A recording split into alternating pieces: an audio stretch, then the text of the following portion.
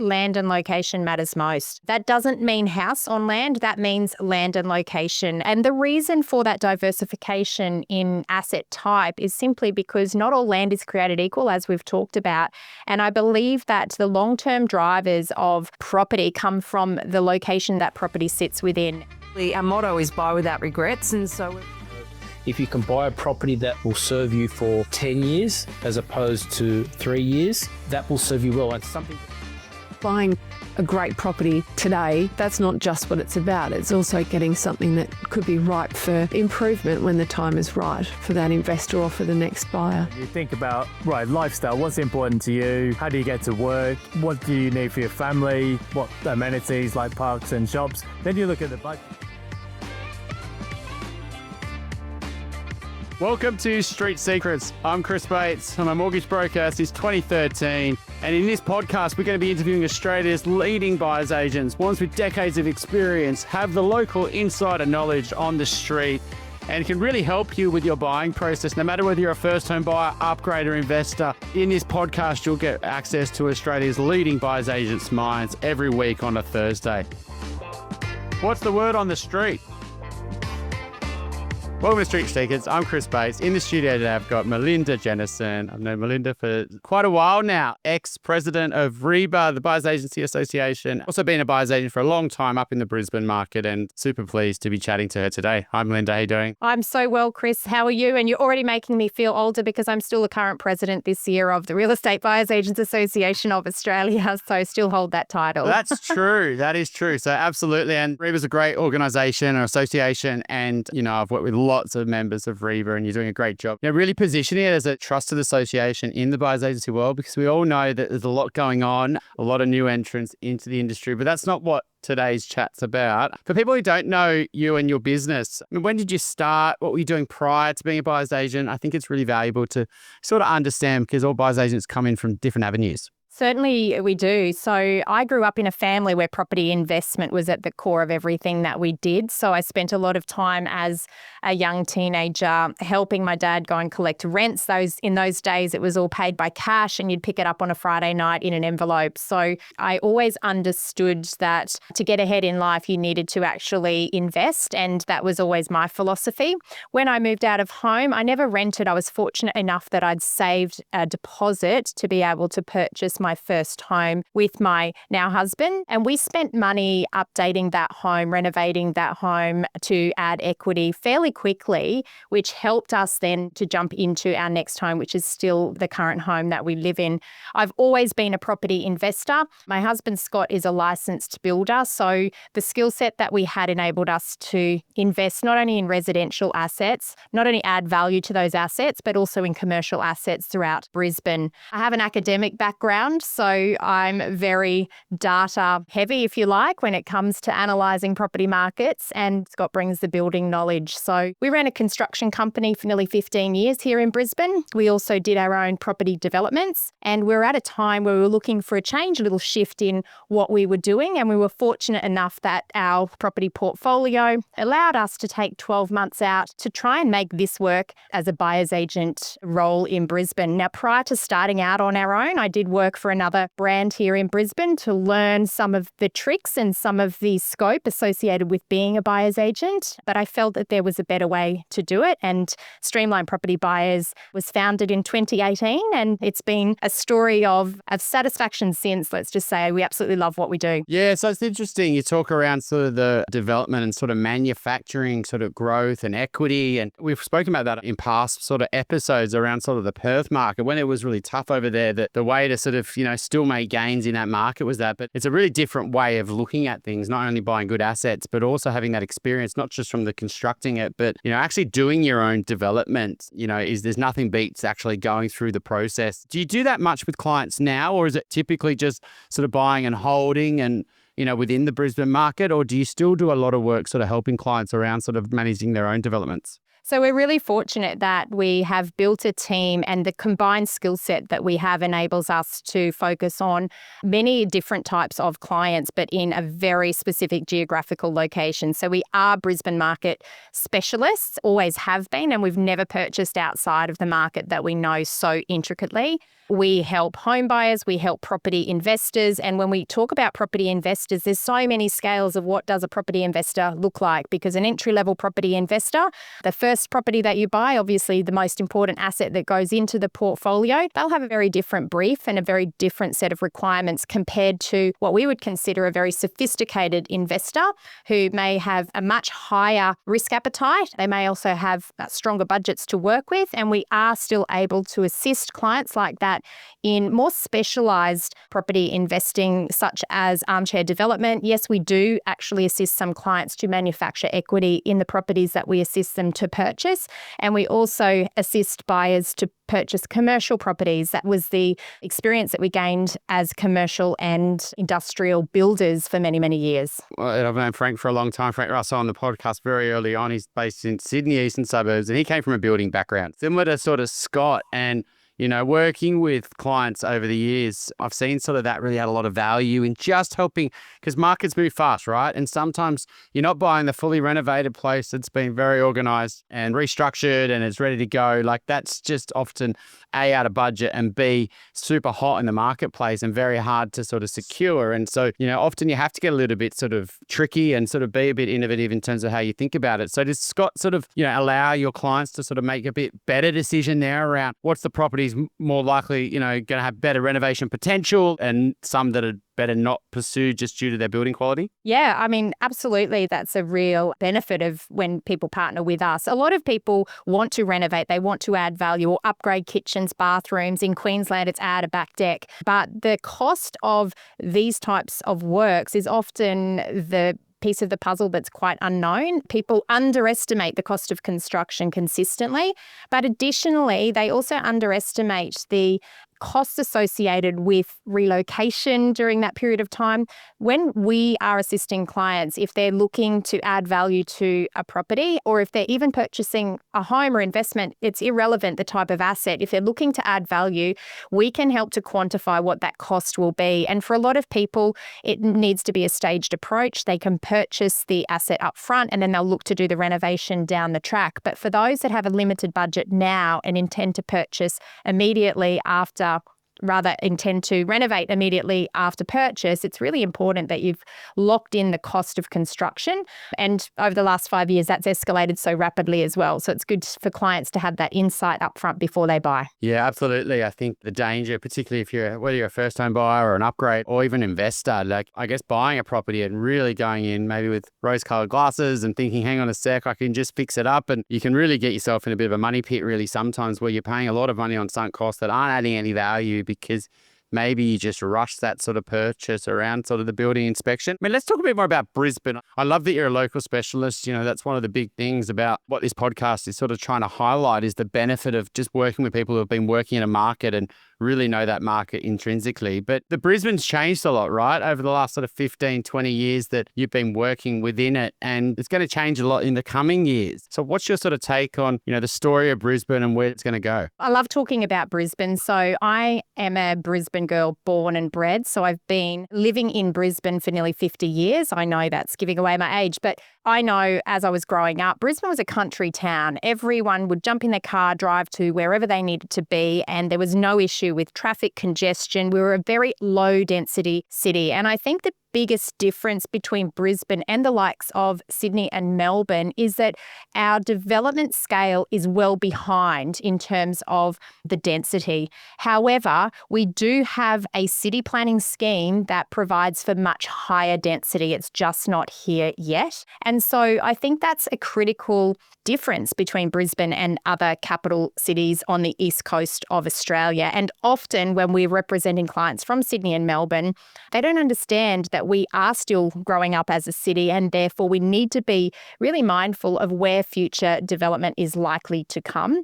Just recently, off the back of COVID, Brisbane's seen significant growth, and there was quite a price gap difference between median values between Brisbane and the likes of Sydney and Melbourne. Now, that gap has closed a lot because Brisbane's had growth in excess of 85% over the last 5 years, which is really strong growth. And that's occurred in both segments of the house market and the unit market here in Brisbane. And where Brisbane differs is that more recently, our unit market, our attached dwelling market, has actually been outperforming our single dwelling market. Now, that's not consistent with the national trend whereby houses are outperforming units. But there is a reason for that here in Brisbane based on the fundamentals of supply and demand right now, which I'm happy to go into. Yeah, it's interesting to talk about the unit market. I mean, let's talk about how Brisbane will sort of evolve really around density, because I do think it's a big issue that, we're starting to see,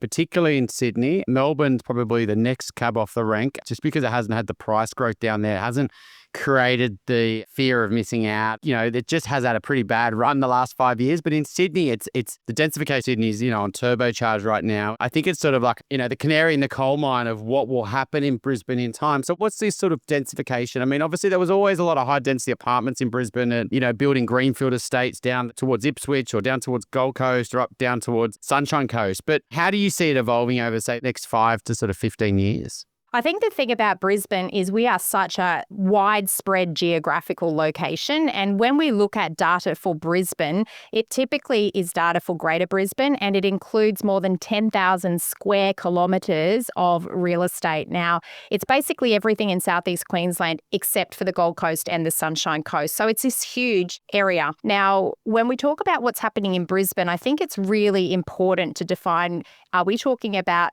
the Brisbane City Council region, or are we talking about Greater Brisbane? Because they're two very distinct and different things. 75% of southeast Queensland's future land supply is coming from 2 council regions, and those regions are the Logan Shire region and the Ipswich Shire Council region. Now, what that simply means is that these are the areas that have the most developable land in the future. And when we look at the Shaping Southeast Queensland, which is our regional planning scheme for southeast Queensland, it tells us that the majority of new dwellings that are coming through to Logan and Ipswich will be single dwellings. They will be homes that are built on a single block of land because that is where the land is located. Now, of course, people have to understand, well, what does this mean? Because for prices to escalate in any market, you need to have a shortage of supply and really strong and increasing demand. So if we've got this huge volume of new stock potentially able to be built into the future, it may mean that we're going to have more supply coming into certain regions, but not necessarily within all of Greater Brisbane. So that's definitely where the majority of new supply is coming in terms of housing. It was always sort of made sense, right? Like, it's the fringes, there's all these farms, they can just cut them up and build houses. But I think the COVID boom up is just, they haven't been able to build them fast enough. And there's a lot of competing of resources with governments and with the Olympics and, trying to build commercial and, roads and, a lot of development. And I think they're just the housing supply or dwellings just getting built up there just haven't matched the demand. And you've seen, big price increases, not just within what you would call the more scarce assets, but even down there. And unfortunately, though, as prices go up, though, it makes project feasibility sort of easier down there, right? And so because people go, well, if I'm going to pay $700 or $800 for an old one, I could buy a new one for the same price. Is that sort of your concern, I guess, for what you would typically call greenfield estates, is that there really is no lack of supply within those sort of council regions just because of the amount of land available? Yeah, there is an abundance of land. And I think the important point to make is the land value per square metre is very different in some of these areas compared to inner city locations where there's such a scarcity of land. And I know when we're talking to property investors, some of the things that we need to teach are based around those fundamentals. Not every square metre of land is valued in the same way. And so it's not just about the size of the land that you own, but it's about the location of the land and the value of the land. That's what makes the biggest difference, because a land to asset ratio is not based on the land size, it's based on the land value. The other thing about new housing is that over the last 5 years, the cost to build has escalated so rapidly. And you mentioned greenfield estates. House and land packages back in 2020, and I've got a stat that I'm just going to read here.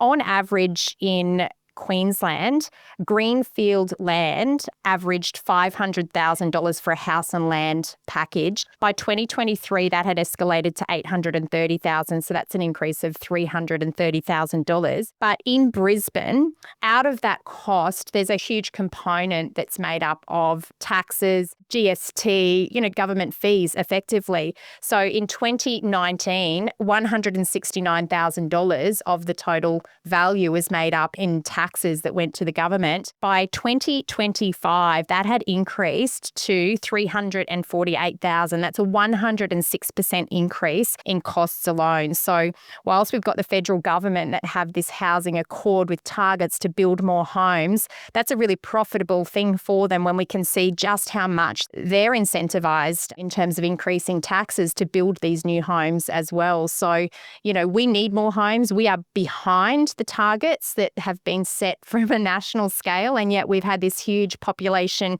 surge, largely interstate migration off the back of COVID, and that is still elevated at a point beyond our long-term average. So we need to build more homes, but there are a lot of roadblocks to do so because construction has escalated, taxes have escalated, and overall project costs have really skyrocketed. As you've rightly pointed out, it makes a lot of projects not feasible, and that's especially the case when we're looking at medium and high density developments. They really don't stack up at the moment. So, I think you've highlighted a really good point around sort of the HIA report and, I guess the government's sort of incentive to push people to the housing and construction industry and the amount of money they make on it. But I think that problem's got a lot worse over the last few years just due to the amount of taxes and, also building prices. And, we've obviously got a housing affordability challenge. So I think that's obviously a big conversation coming into 2026. But if we think about Brisbane as a broader city, you mentioned around high density apartments are really hard to sort of get off the ground just due to the,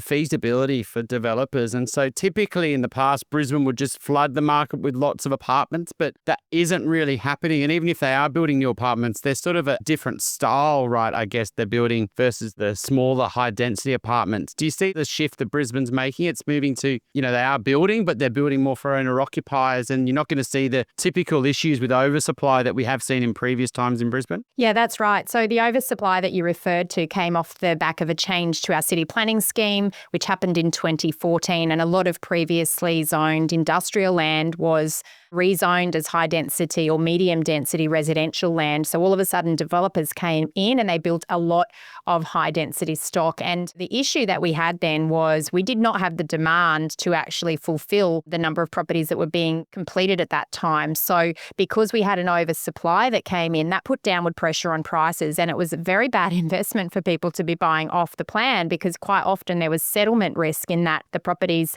actually did not value up at purchase price by the time they had actually settled, which was at the completion of construction. And that had a run-on effect across all segments of the inner city and middle ring markets of Brisbane, simply because we had too many dwellings and not enough people to fill them. That's all changed, completely changed. Since COVID, our vacancy rate has been sitting consistently at or below 1% across all of Greater Brisbane. There's some locations in Brisbane where our vacancy rate currently sits below 0.5%. There's simply nothing to rent, and we've got really strong upward pressure on rents because of this. So right now, we need more dwellings, especially in inner and middle ring locations, but it's just not feasible for developers to be building them.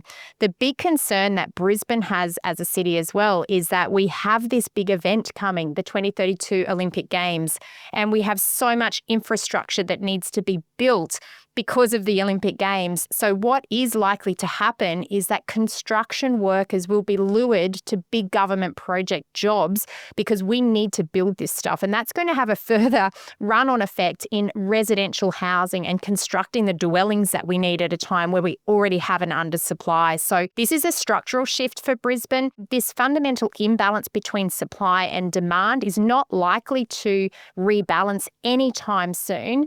And what we will find is because of that, where people can afford to continue to pay more for property, they will continue to do so. And we will see those areas where people have higher incomes continue to escalate in value simply because there is such a shortage of supply across the city. The Brisbane market's so different to, say, a Sydney or a Melbourne. I think Brisbane's got a lot of the interstate migration benefits. As people get forced out of, say, a Sydney, they naturally want to stay on the East Coast. And Brisbane's obviously still got great work prospects that are probably getting better every year as the city sort of evolves and gentrifies, I guess. But you've also got a lot of people moving back from overseas who are priced out of, say, the Sydney market. And, a lot of people who have grown up there that have moved down to Sydney, but now they're getting to the family stage and they're returning. So that sort of brain drain, A, probably less likely to happen, and B, people still want to come back to Brisbane because it's a desirable city and it's evolved a lot. It's not so much a sleepy town. It's got a lot going on. So is that sort of the way you read the Brisbane market in terms of, maturing as a sort of a more premium market alongside sort of Sydney, Melbourne, and, isn't sort of got those brain drain issues they had in the past? Yeah, absolutely. And, we can always look at the data and say, well, Brisbane's unaffordable for locals in many areas across the city. But you've pointed out a really important point there, Chris. It's not just locals buying in Brisbane. We have expats coming from overseas. We have people relocating from interstate. We have investors buying into southeast Queensland. So it's not just local buyers. And I think when we're looking at local median incomes and saying, well, hey, locals can't afford to buy here, I know based on the conversations that I'm having with people at lineups for quality properties, there's a whole host of locals that can afford to buy properties in Brisbane. And these are high-end homes. These are entry-level units. It is across the board in some locations. So even when we're looking at median values, it doesn't necessarily take into account that there's many people that sit well above the median in terms of the income that they're generating. As is the case with property values, there's many properties that are well above that median value for a suburb or for a city. So I think it's very important to understand the nuances of property. Data's great. And I, openly admitted that I come from an academic background, so I really understand the nuances of analysing data, but nothing beats being at a property, being in a neighbourhood, turning up to understand who are the buyers, where are they coming from, and having conversations with them to see, well, what brings you here to Brisbane? What brings you to this neighbourhood? That's the local knowledge that only local buyers agents would have. Yeah, I think the whole median sort of price with the median income isn't really, it's assuming that the buyer out there is the median. And unfortunately, when you look at all the stats, and we see it from a lending point of view, is that the people most active in any market, it's usually people who are doing well financially. I mean, that's usually people, they're starting out in their careers, hence why they're making property decisions, So that's already, but then it's already secondly tilt to a much higher percentage of the higher incomes are transacting. I think the Brisbane market, yes, if it's forced people out from upgrading because they are locals, then they may not upgrade, but they're not selling the property. They're not leaving Brisbane. And so I think what you've seen in, maybe over the last 15 years, can you just sort of talk through just how much tighter and harder it is to buy a property in 2025 versus, say 5, 10, 15 years ago when there was a lot more listings on the market, a lot more transactions. It feels like the market's really frozen up there. It's really few people are transacting and actually upgrading. And so supply is just likely to stay really tight. 100%. And when we look at listing volumes in Brisbane, our typical long-term tenure average is anywhere between about 27,000 and 30,000 listings across all of Greater Brisbane. Now, for perspective, right now in Brisbane, listing volumes are sitting at or around $16,000 to $17,000. Sorry, not dollars, 17,000 listings. So we're nearly half of the long-term average. So what that means is we've got half the number of properties that are available for sale compared to what we had 5-10 years ago. And yet at the same time, we've got a whole lot of new property buyers that have entered the market that are looking to purchase. So as you've pointed out, interstate migrants, we've got local buyers that are upsizing. We've got first home buyers that have come into the market off the back of some more recent incentives. We've got people that have relocated back, especially expats from overseas off the back of COVID, looking for that grounding and lifestyle change. So demand has escalated. And since COVID, but for a few short months when interest rates were rising back in 2022, we've had a very strong sellers market in Brisbane. And what that means is we've had a lot more buyers than we have had sellers. And because of that, competition is high for quality properties. And I always laugh and smile when I see or hear people saying, oh, I negotiated a bargain on this property. And I'm like, how? If no one else is lining up to actually purchase that property, what have you purchased? Because everything that we've purchased, but for off-market or, exclusive pre-markets, has been highly competitive in Brisbane for many years now. So quality properties attract, a high volume of buyers, and that means you do have to compete to buy. Yeah, I mean, absolutely. I think the buying under market, buying a bargain, that's obviously not usually a good sign. It shows the property's not that desirable. And when it is a seller's market and the market's really hot, there's a reason for that.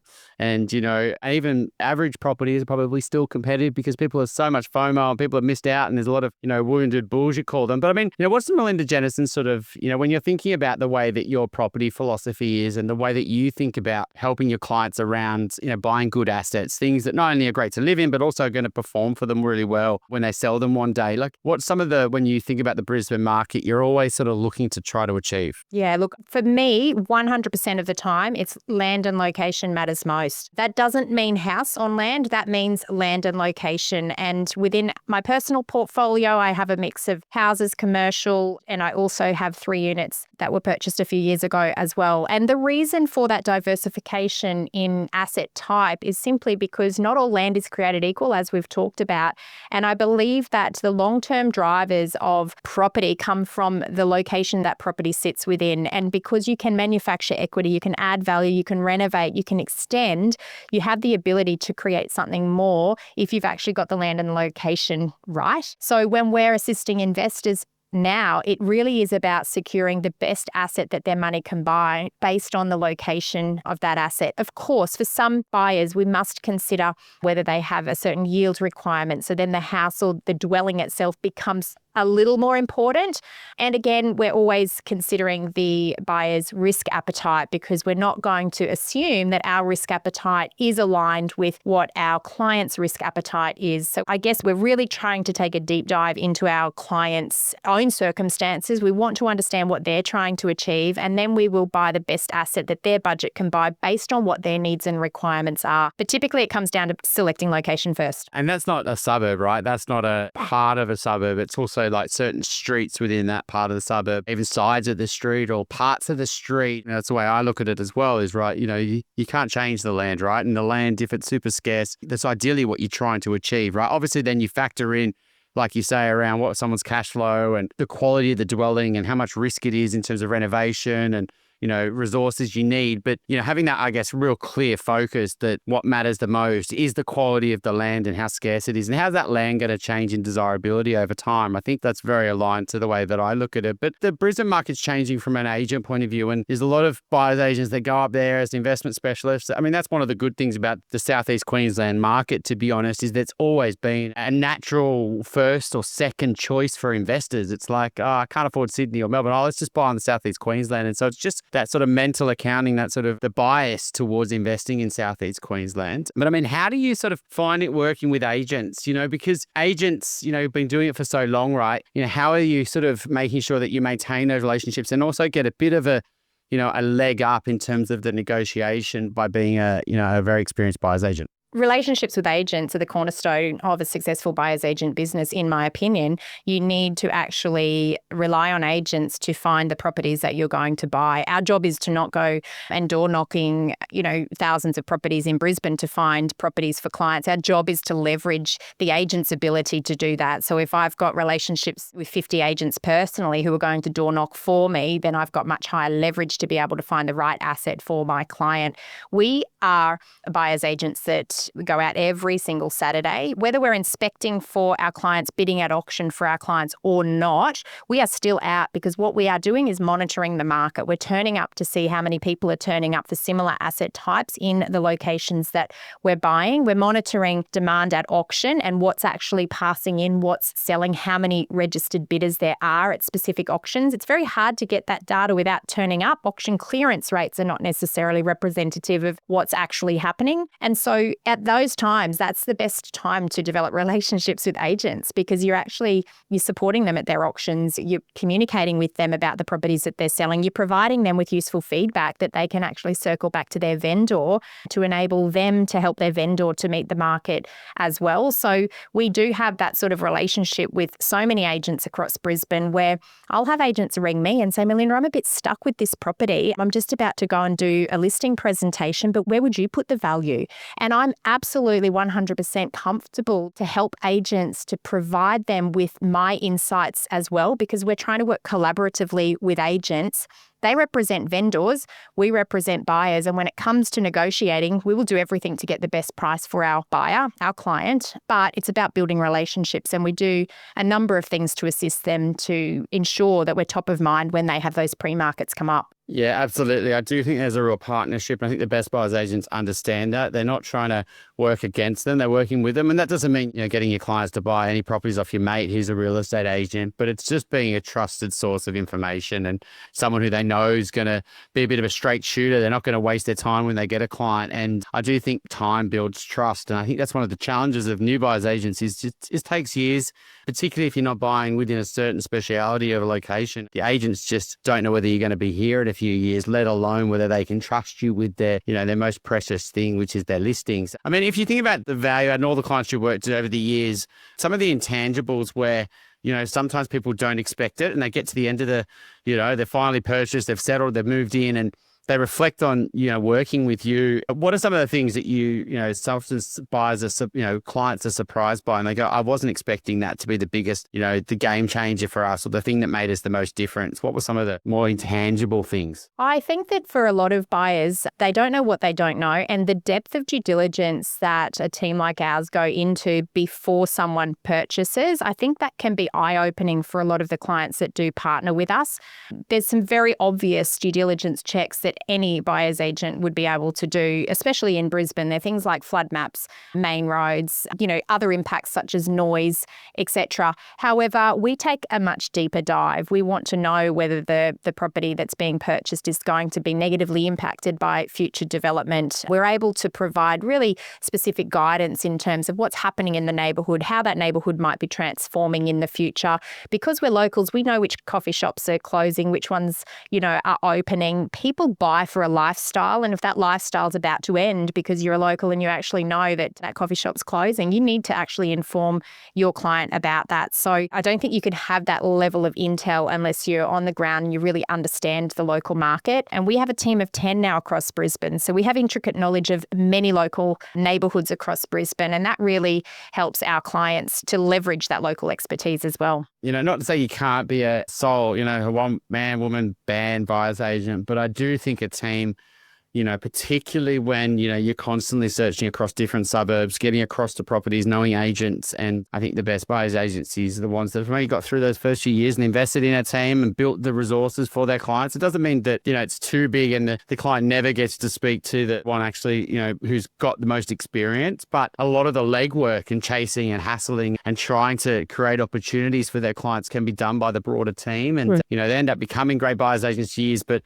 I think, that's the top buyers agents, I think, are investing in a bit of a squad for their clients. And it sounds like you're the same. Well, any final points on your sort of future of Brisbane? I think you seem to have a passion around sort of how things are going to change, not just now, but in the years ahead. You highlighted the Olympics, and obviously going to come around quite fast, only 6 years away. But what's some other things that you think that Brisbane's going to really shift and I guess go to a different level? Without a doubt, Brisbane's going to become a world-class city. And I've been fortunate enough, as I mentioned previously, to see its development to date. But the Olympics really will put Brisbane on the map. International tourists will be seeing Brisbane as a destination in itself. So that is going to be a time where we can really shine. But it's not just about tourism. It's actually also about economic development. It's about job opportunities. Brisbane's been growing its local economy in a very healthy way in recent years, and I expect that will continue to grow and evolve, especially with the amount of infrastructure development that must now be produced in time for the Olympic Games.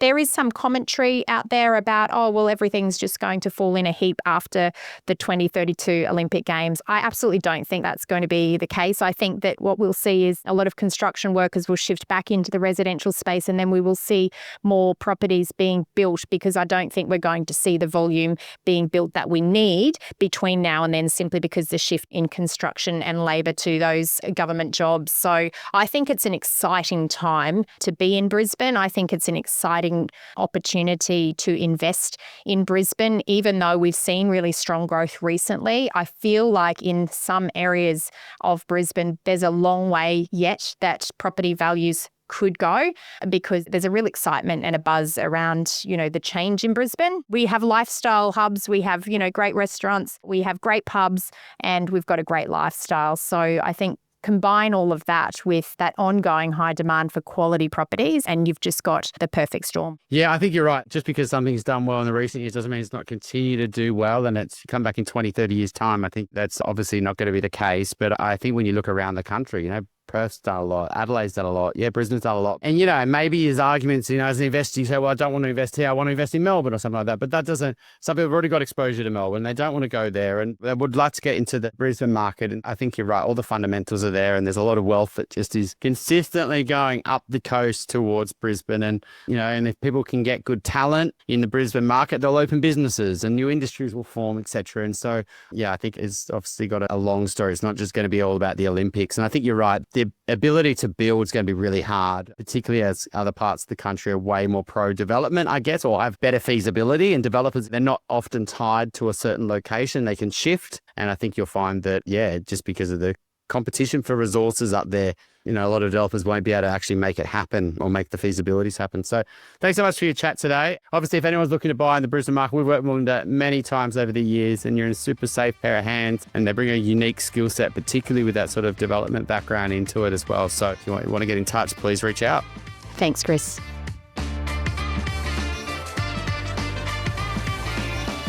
Thanks so much for listening today. We hope you got lots of value out of it. If you'd like to speak to our guest today, there's links in the show notes on how you can get in contact. And if you're buying your first home, upgrading, renovating, or need any finance-related queries, obviously we'd love to help. There's links in the show notes to us as a mortgage broker, and we look forward to next week's episode.